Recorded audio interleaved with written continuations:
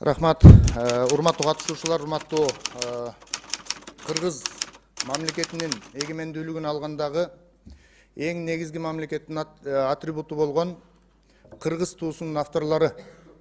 Амансыздарбы? Мен сиздерге бере турган суроолорумду ушул жерден бергим келип атат, анткени бетме-бет сүйлөшкөнүбүз жакшы, артты карабай.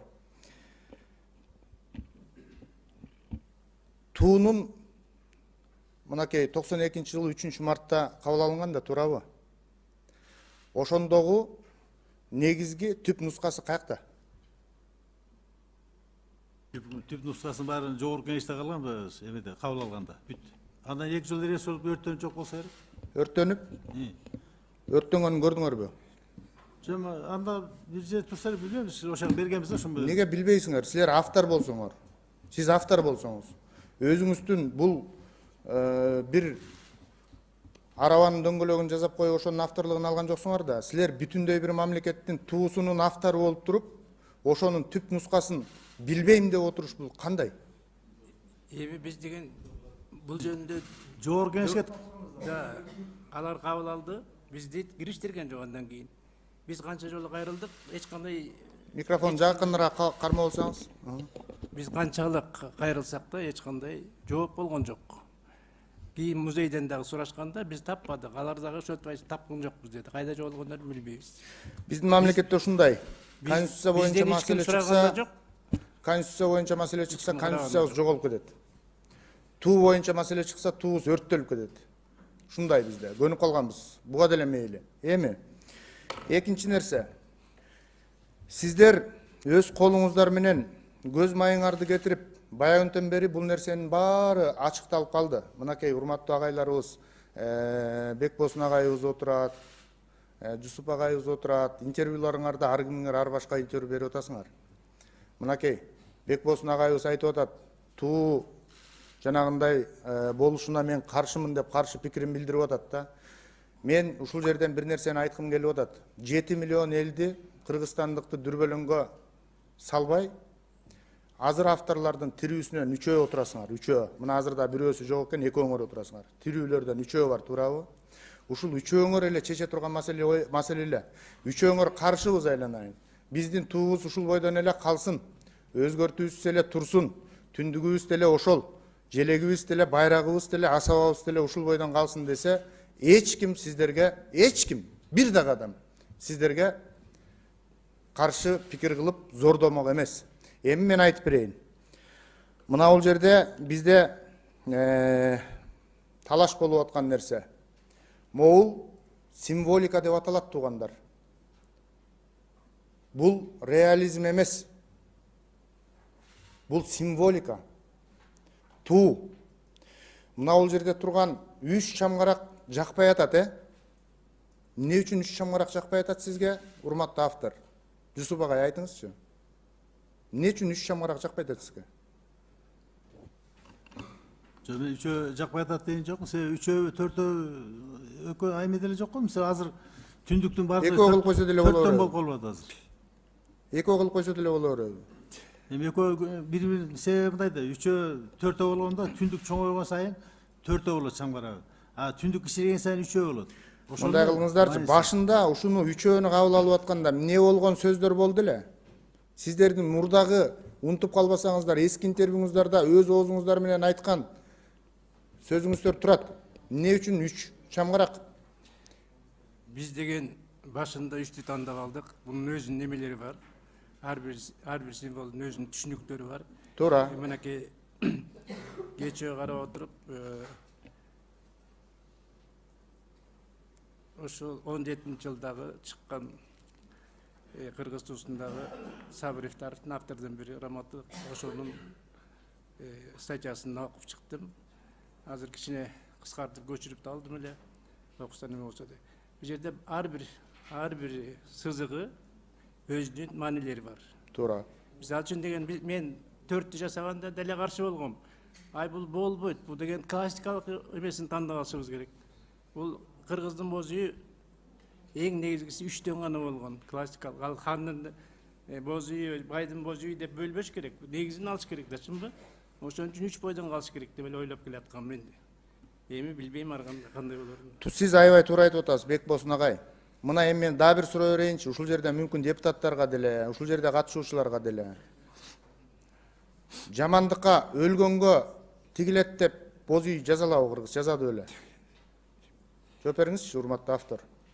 Эми Өлгөнгө тигилет, ушуну атайын өлгөнгө тиккенди 3 шамгарактуу кылалы деп, ушу өлгөн үчүн, жамандык үчүн эми боз үй билбеймин жазалабы? деген тиги ошондой эле илгери ар биринин бир 2-3 үйлөрү жакшылыкка жамандык деп өлгөндөр болбосо керек. Эми азыр бизде деле эч кандай жамандыкка деп боз үй тикпейт. Эки боз үй тигет азыр чындыгында.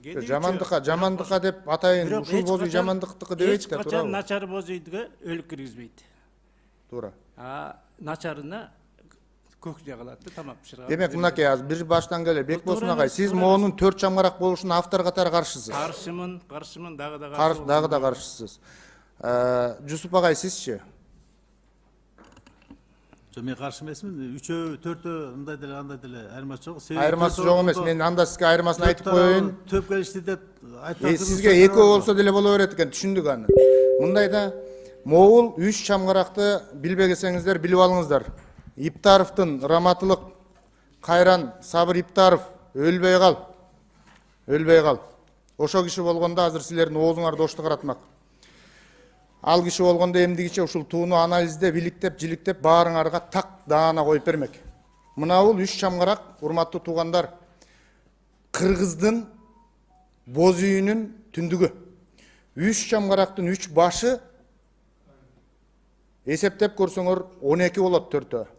Бул 12 айды түшүндүрөт. 12 айды түшүндүрөт.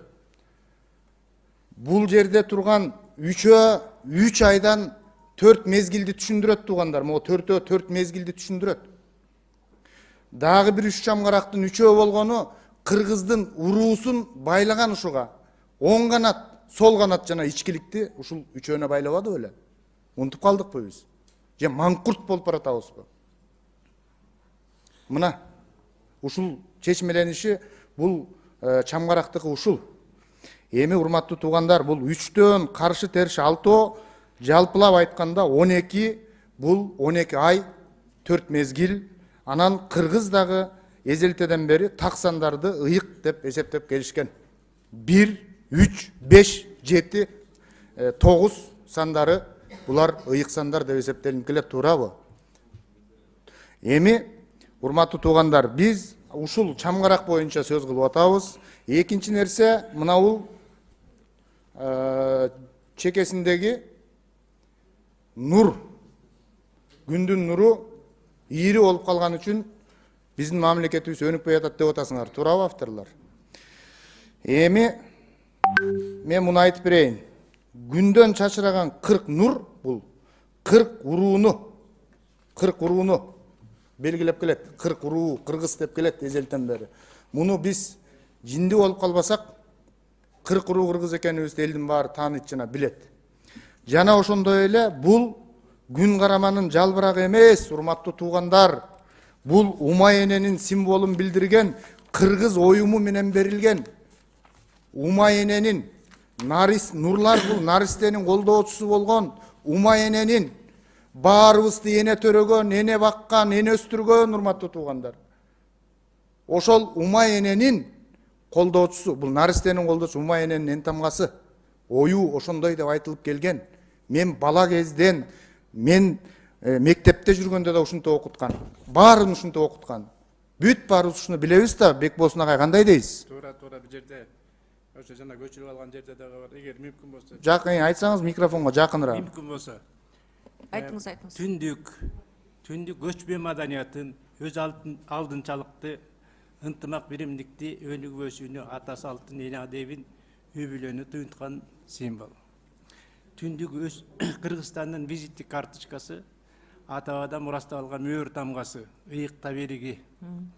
Күн түндүктүн чачыраган 40 нур 40 убук катары эсептелип, алар бир түндүктүн айласына баш кошуп, бир түндүктү Кыргызстандагы көп улуттуу калктарды да элестетет. Философиялык мааниде түндүк төгөрөктүн төрт бурчу деген ой тутумун чагылтып, ааламдын, жер шарынын, адамзаттын, коомдун бүтүндүгүн, мезгили менен мейкиндиктин биримдигин сыпаттап турат. айлана чексиз мейкиндикти ашташкан чамгыракта дүйнөнүн 4 тарабын, жердеги 4 мезгилин ошондой эле байыркы кыргыздын жыл санагында чечмелесе болот. Ошол. Туура, мына сиз ушуну туура. Муну ушунда сиздер кабыл алгандан бери ушинтип келатабыз да, туурабы? Ооба. Анан эмне болуп эле бүгүн эле анан эмне болуп кеттик? Бул деген экинчи дагы бир мааниси бар, урматтуу туугандар. Бул коломто. Коломто. Кыргызда коломто өтө маанилүү туугандар. Коломтоң өчпөсүн дейт. Ар бир үйдө коломто бар. Эне бар үйдө коломто бар. Коломтобуз өчпөсүн деп келген туугандар. Жылуулук коломто деген. Коломто деген нур, коломто деген ынтымак, коломто деген биримдик. Ошол коломтону тегеректеп энелер балдарына жомок айтып берген, манас айтып берген, комустун күүсүн чертип берген. Коломтонун тегерегинде түндүктү ачып коюп, боз үйдө терезе болбойт, терезе катары түндүк болгон. Могул нерселерди биз ыйык нерсе туюк болот, урматтуу туугандар, ыйык нерсе туюк болот, тарых үчүн айтып коелу. Ушуну жөн эле койсок жакшы болмок. Эми мен кийинки нерсеге өтөйүн. Суроо. Башында бизге бүтүндөй парламентке 90 депутатка ушул туу өзгөрүш керек экен, муну авторлор сунуштап атат дебеди беле? Силер сунуштап атканыңар чынбы? Айтыңызчы, Жусуп агай, микрофонго. Жок, биз сунуштаган эмеспиз. Сиздер сунуштаган эмессиздер. Эгер кечирип коюңуздарчы. Чындыгында эч кандай сунуштаган эмеспиз. Өткөндө мен телевидениеге чакырганда сурашты да эмне үчүн сунуштадыңар деп. Мен эч кандай түшүнүгүм жок мындайга деди. Мен түшүнбөй жатам эмне болгон. Эмне үчүн мындай эскизди көрсөттүңөр дейт. Мен андында да түшүнүгүм жок болду. Эмне үчүн анан мен уруштум. Эмне үчүн айтып койбойсуңар? Сен больница жасасаң эмне кылайын? Больницага деген кабарчылар деле келип интервью алып атат. Чалып койсоң эмне болот? Же WhatsApp жокпу деп уруша кеттим ошол жерден. Кичине бир кеңешип коюш керек да, кеңешип чогуш дегенден кийин. Дедим, арттан айтып атат, Жайчыбек өзү айткан деп. Мен айткам чындыгында, биз эгерде концепциясы өзгөрбөсө, эч кандай бар орду менен калса, бир аз өзгөртүүгө макулбуз деп айтканбыз. Башында эле айтканбыз.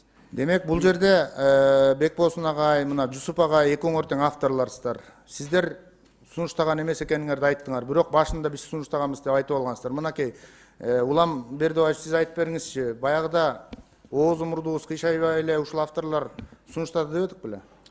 Урматтуу Мирлан Самый кожо, биринчиден бул жер следственный орган эмес сизге.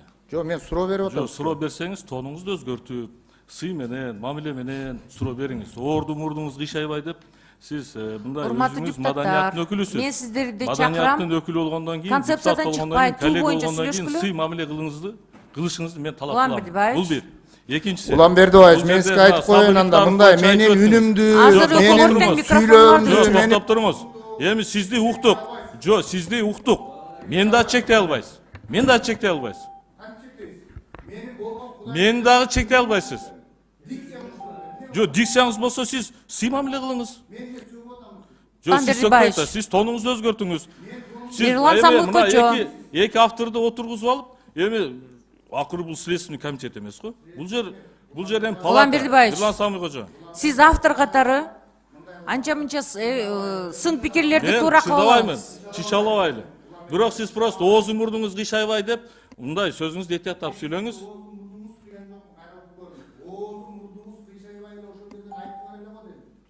Сиз эгерде стенограмманы көтөрсөк, сиз айтып атасыз. Сиз анда сөзүңүздү артка алыңыз. Андан кийин ынтымакка чакырам, айтышпа. Сиздер айтпадыңыздар беле, урматтуу Улам Бердибаевич, мынакей. Жооп бергенге мүмкүнчүлүк бересизби? Суроо бердиңизби? Сиз анда демитпей, тонуңду өзгөрт дебей, тонуңду өзгөрт дегидей сиз мага эч ким эмессиз. Антип айтпаңыз. Сиз дагы мага эч ким эмессиз.